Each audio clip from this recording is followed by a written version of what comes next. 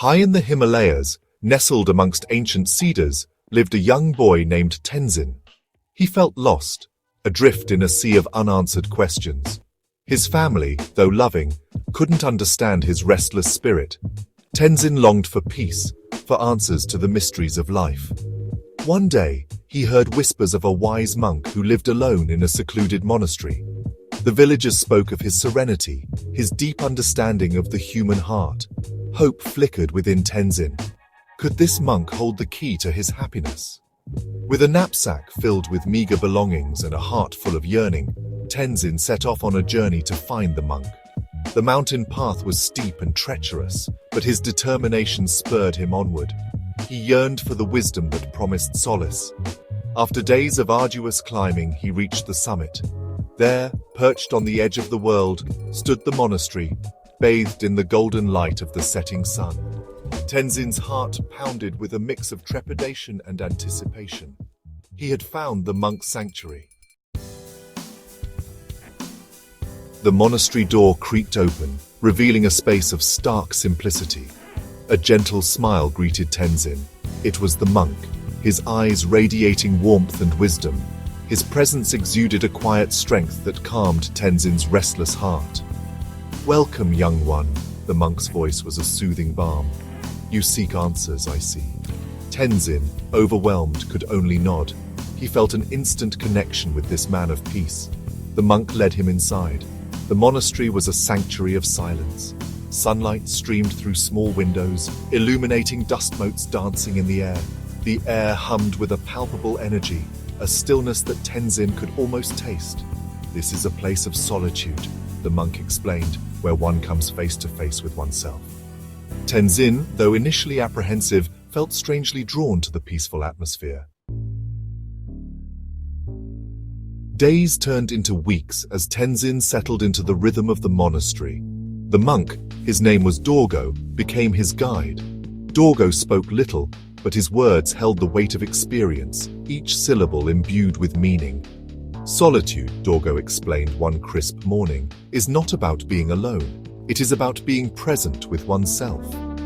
Tenzin, used to the noise and distractions of village life, struggled to understand. He craved company, conversation, distraction. Dorgo smiled patiently. "The mind is like a turbulent ocean," he said, "always churning, always restless. Solitude is the stillness that allows the mud to settle, revealing the clear water beneath." His words resonated with Tenzin, who felt like he was constantly battling a storm within. "How do I find this stillness?" Tenzin asked, his voice echoing in the silent room. Dorgo's answer was simple: through observation, acceptance, and patience. Dorgo taught Tenzin the art of meditation. At first, sitting in silence was torture for Tenzin. His mind, accustomed to constant stimulation, raced with thoughts. He felt impatient, restless. But Dorgo encouraged him to simply observe these thoughts, to let them come and go without judgment. Slowly, Tenzin began to find a sense of peace in the quiet. He started to notice the beauty of the surrounding mountains, the intricate patterns of the clouds drifting across the sky. He discovered a richness in the silence that he had never experienced before. He spent hours each day in quiet contemplation, observing his thoughts and emotions. He learned to sit with his discomfort, to face his fears. The silence, once daunting, became a source of comfort, a space where he could truly be himself. As Tenzin delved deeper into solitude, he began to hear a new voice, his own. It was faint at first, a whisper beneath the cacophony of his thoughts. But as he learned to quiet his mind, the voice grew stronger, clearer. This inner voice spoke of his passions, his dreams, his fears. It revealed his true self, the person he was beneath the expectations and opinions of others.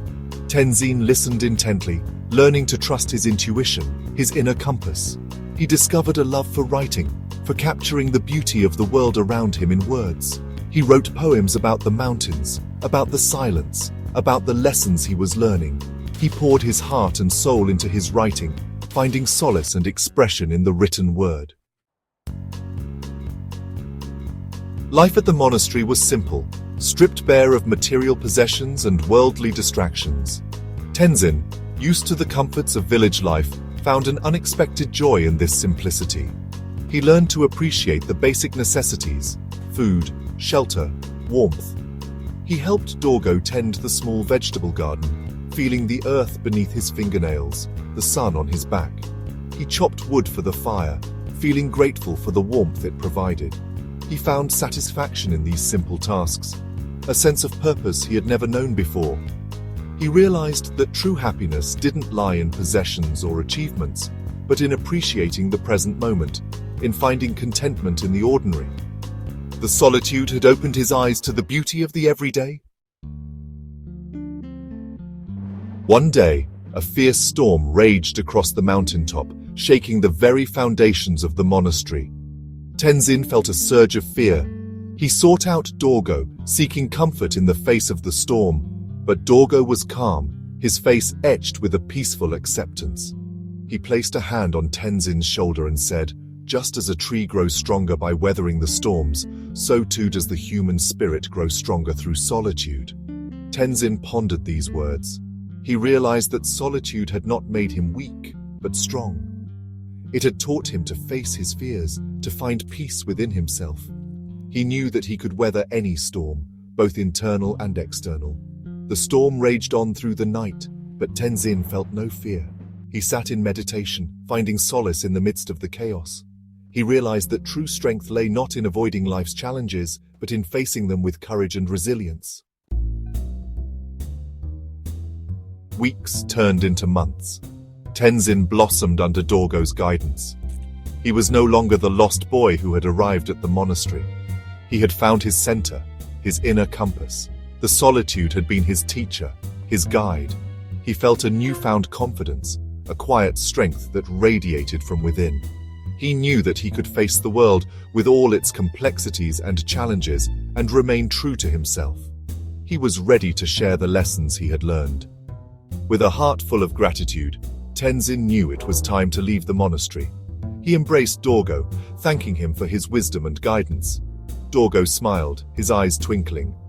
"The journey is never truly over," he said, "but you carry the peace within you now." Tenzin descended the mountain path, his steps lighter than before. He carried the lessons of solitude in his heart, a quiet strength that would guide him through life's adventures.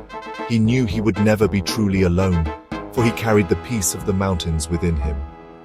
He returned to his village a changed young man. He no longer sought answers from others, but from within himself. He embraced the quiet moments, finding solace in reflection and self-discovery.